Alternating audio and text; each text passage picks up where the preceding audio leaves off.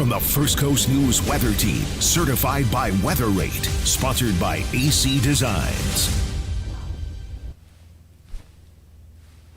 That was my introduction.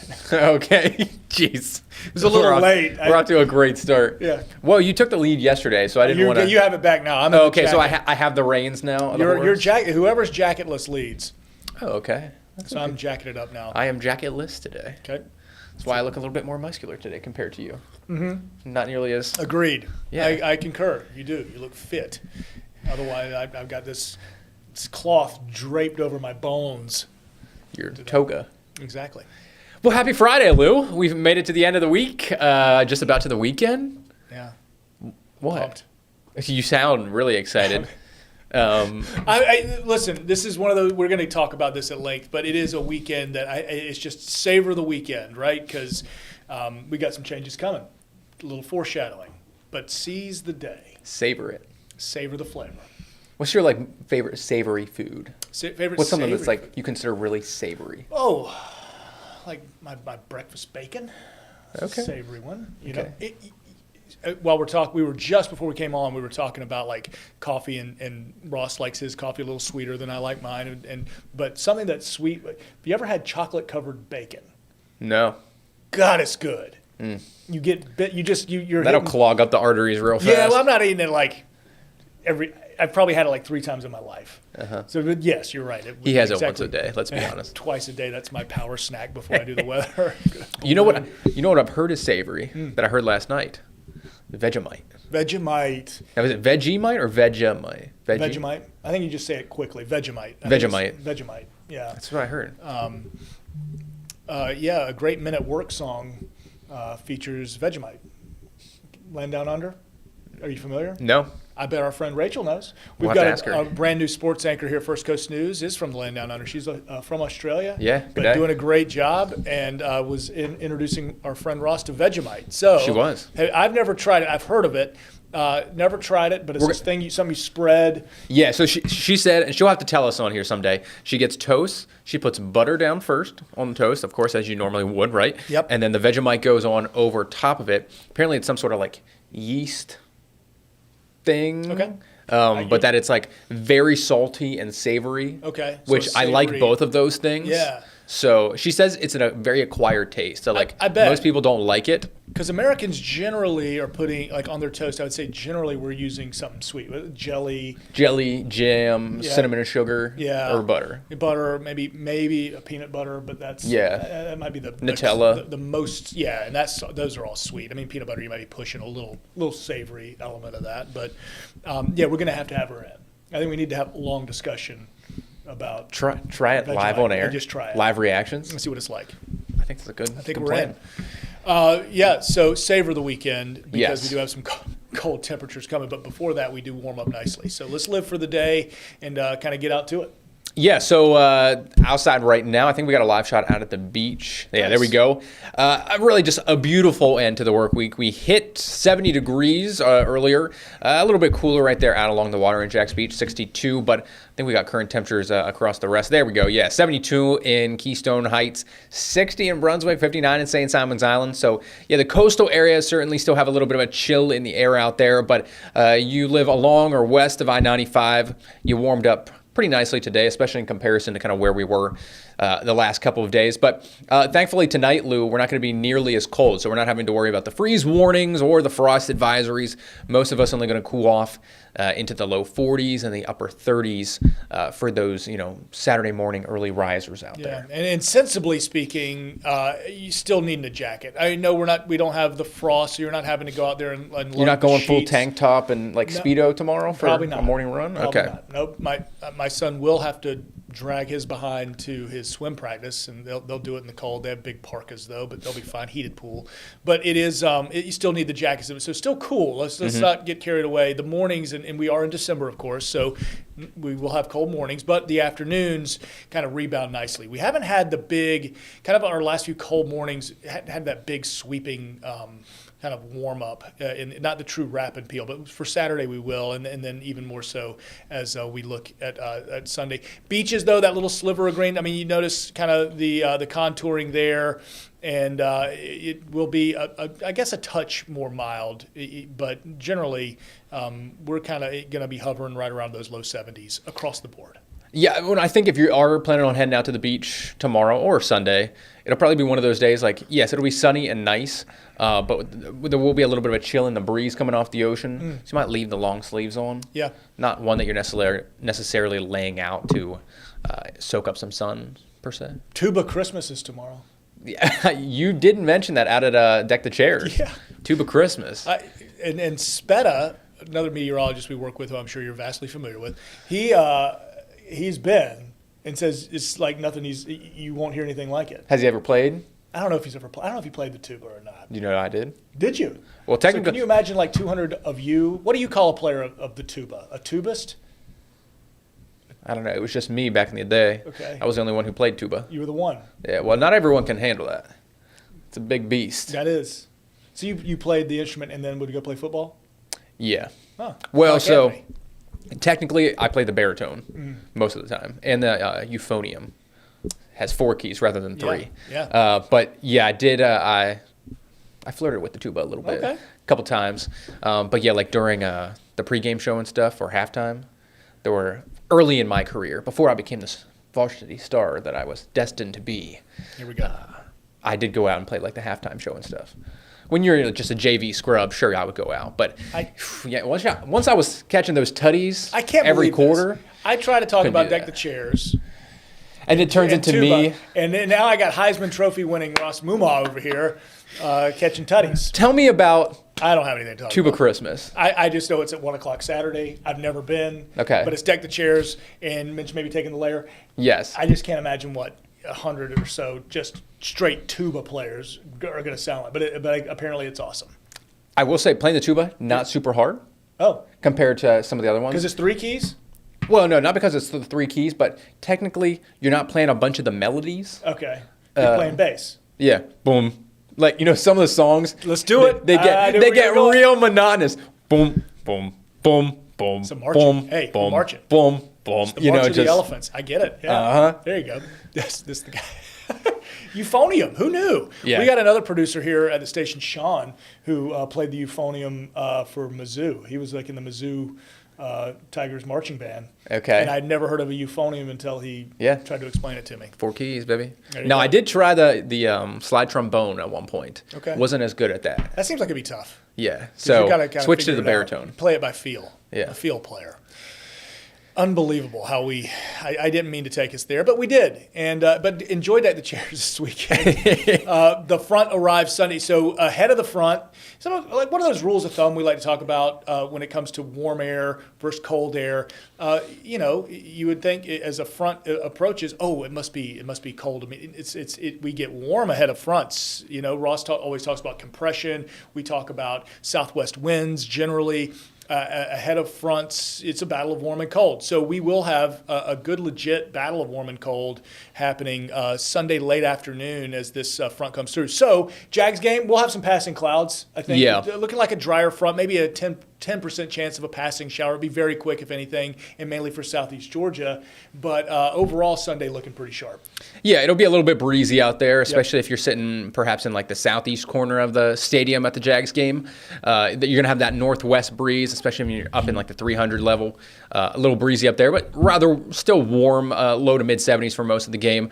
I still would probably take at least like a light long sleeve, maybe a sweatshirt just tied around your waist as you go into the game or carry it with you. You might need it by the fourth quarter and perhaps just to walk out of the stadium. You'll never regret having it. Because it'll be warm in the sun, but that air I think will feel rather cool once the breeze does work its way in. Yeah, so Jags Jets home game, really great weather relative to what we had last week. So far cry from last week with all the rain. Will be mostly dry and in those low 70s.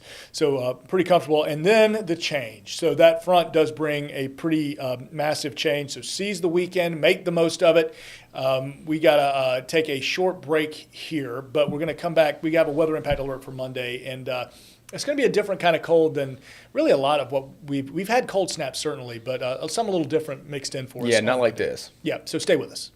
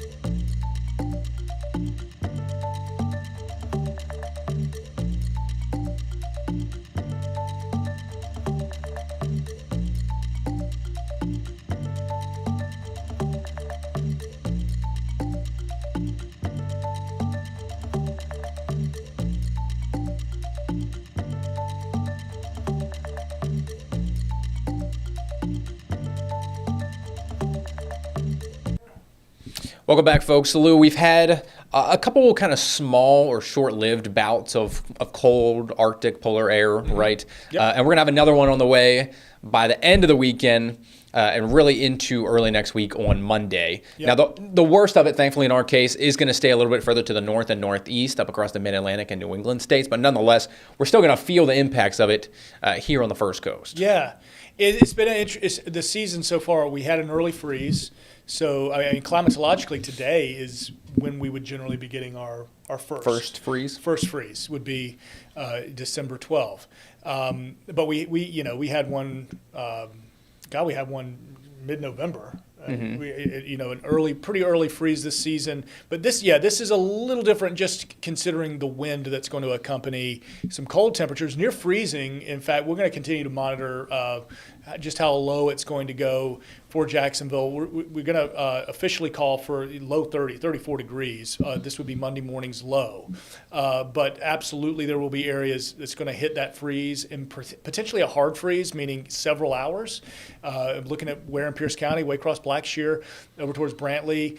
When you're spending a good series of time in the 20s, you're going to have issues with pipes and things like that. So we'll monitor. But the layer that really matters to you, that because the timing, think about it. We're back to work. We're back to school Monday morning, 8 a.m. These are some pretty bone-chilling real feel temps. It hits you like a sack of bricks. Yep.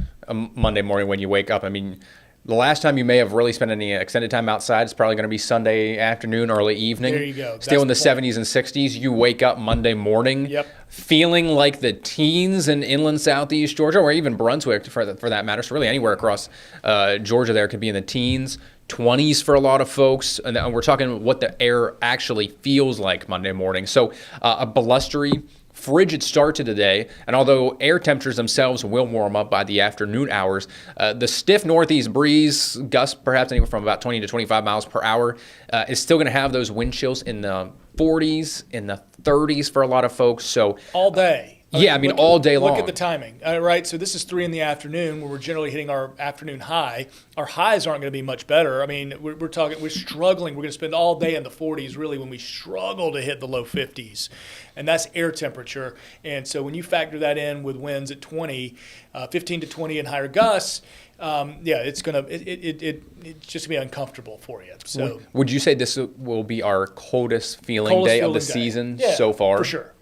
For sure with the winds like this. Yeah. Yeah, because the last few, I mean, cold mornings and real good colds, it's like snaps we've had, good radiational nights, meaning Like it's been relatively dry, calm. We haven't had to truly deal with that bone chilling wind chill. So this will be a shock to the system. Ross makes a great point with, you're going to spend all day Sunday, thinking, oh, how nice is this? Nice sunshine, 70s. You go inside the house when you're, and then wake up in the morning and you hit it. So all day Monday, we're going to have for weather impact alert. Watch those wind chills, dangerous wind chills in the morning. Where, you're going to have the potential for illness even and have some skin issues. So protect the skin. Little chapstick never hurt anybody, any day. But Lotion up, prevent that wind burn.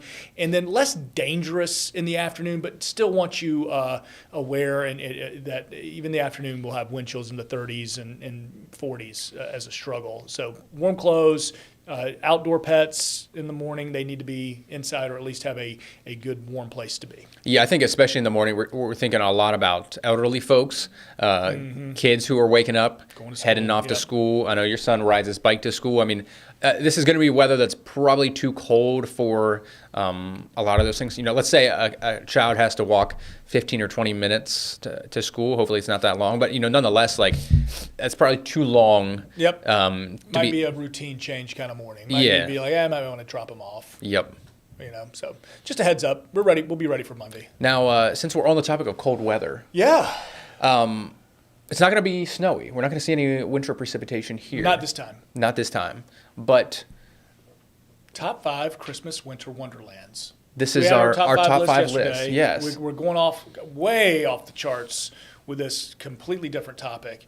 But this is places, my list I generated when we talked about this topic, thinking winter, thinking cool thoughts, kind of bucket list places. And maybe Boone, North Carolina is not quite bucket list because you can go there anytime. But Boone, North Carolina. Well, Boone, North Carolina at wintertime when it's snowing. It's awesome. Yeah. It is awesome. Now, some of these places I've never been, some of these places I have, but they're on my list. I want to try it out. So Boone I've been to, some great little mountains for skiing. This is a great one because it's not geographically, it's not too far to get to if you're here in Northeast Florida. Mm-hmm. So one of those awesome places, cool college town too with App State there. So check that out. Lake Placid, New York, been there. Couple of great ski mountains, beautiful lake there in the middle, good ice skating. Miracle on Ice? Miracle on Ice. You can go take all that in. You can actually go into the ice rink and see it and then get out and enjoy the most picturesque, just winter town ever. Great spot for it. Whitefish, Montana, never been there, but I've seen just some wonderful pictures, beautiful stuff, and it's akin to my number 2, which is Golden, Colorado. It's right in the mountain, in the base of the mountain. You're just looking up, and you're like, how is this possible? It's so picturesque and beautiful. And then a little bit of Wild West element to it. Okay. You know what I mean? A little country Christmas. Tumbleweed rolling through if it were, summertime. And then finally, a place I have been, but I want to go back and do it as an adult because I went as a senior in high school. Engelberg, Switzerland. Sweet town. Just in the Alps. It is, the architecture is exactly what if you just close your eyes and think. Bavarian? Yes, exactly. And if you were to cross Germany to get there and you're going through the Black Forest and then you emerge, I mean, it's all the castles and the Bavarian architecture and the people are amazing and cool little just restaurants and bars and skiing. So, yeah, there's my top 5. And you said you went there when you were back in high school. Senior in high school, yeah. That was our senior trip. Think about that. I mean, back in the year 2000 and whatever. And, something we saved up for since we were in 7th grade. Because I know a Europe trip for a senior, that sounds pretty extravagant. But you spend 6 years getting ready for this, and then you go. And it was, pretty stellar. I think the most interesting about your list is that being a coastal guy yourself, every single one of these in the mountains. Mountains. Yeah, I think, now. You didn't want to be in Fargo, North Dakota in the winter wonderland there? Now, I've seen the movie. And I'm good on it. I did have before I put Golden in there because we were talking about Coors beer and how I've been to Golden and I took the tour and I was like, I got to put it on my list because I do love that town and it's a really cool town. I had Key West on my list. Okay. And that's my honorable mention. Key West at Christmas time, Perfect. You're not going to see any snow. But it's not really a winter wonderland. It's not. But it is a wonderland nonetheless. It's so much fun down there. All right, Ross's list, and we'll wrap this up with a 7-day forecast as well for you, so stay there.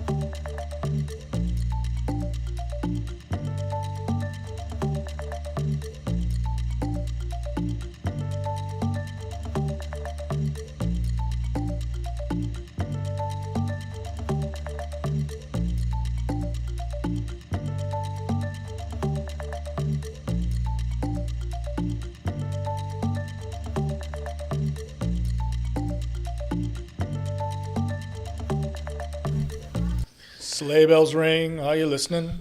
It's time for Ross's list. I'm excited. Jingle my bells here a little bit. There's the list. Good. Oh, here we go. All right. Explain, Ross. So I put the Green Mountains of Vermont. It's in southwestern Vermont. Yeah.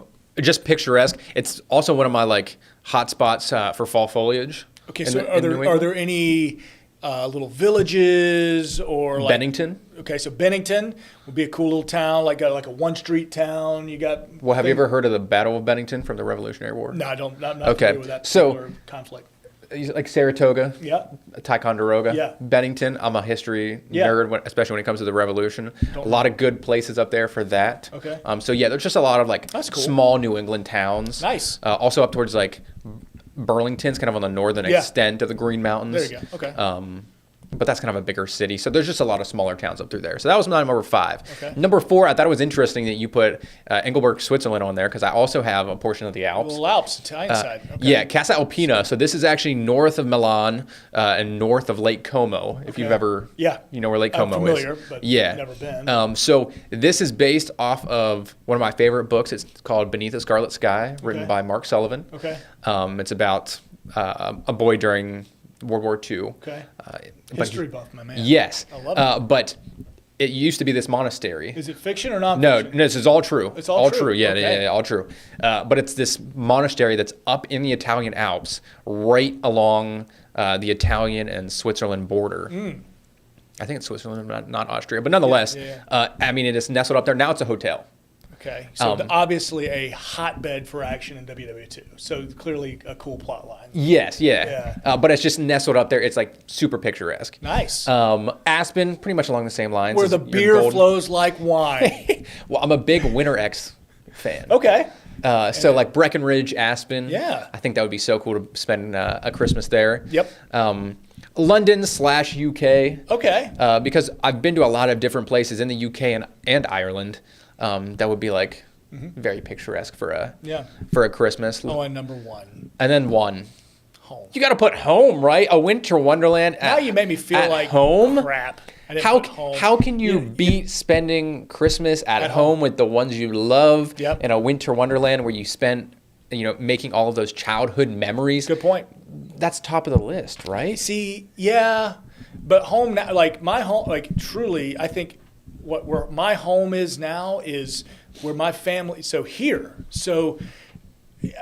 South Carolina is where I grew up, and it's just kind of it's amazing as you get older and you have kids, you think like, oh, well, that's not really home anymore. I did grow up there, and I have a nostalgia for it, and it's definitely not a winter wonderland. You know what I mean? Like your home absolutely is. At Christmas time, mine it's usually just kind of wet. Oh, and just soppy and gray, and it's just coastal South Carolina. It's just a little maritime climate, you know what I mean? So, but I dig it. Yeah, 100%. Home is where the heart is, and